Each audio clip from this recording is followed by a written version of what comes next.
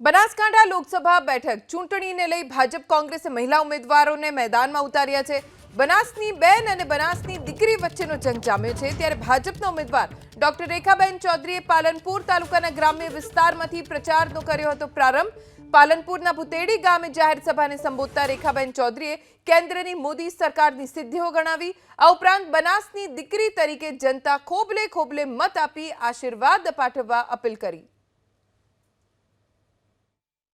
आप सौना व्यक्तिगत सामाजिक जे पण प्रश्नो हशे आपणे तो दरेके दरेक समाजने साथे लईने चालवानुं हशे।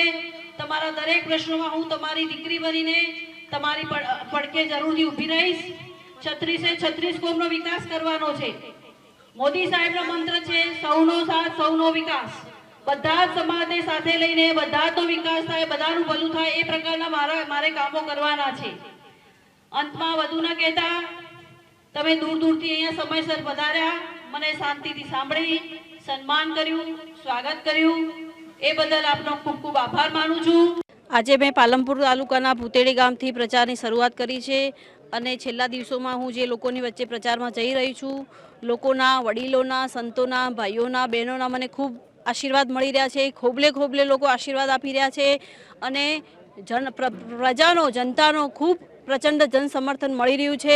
एना उपरथी अने मोदी साहेबना विकास उपरथी मने पूरेपूरो विश्वास छे के बनासकांठा वती अमे भव्य विजय मेळवी अने अमारा पाटील साहेबनुं जे लक्ष्यांक छे ए पूरुं करीशुं।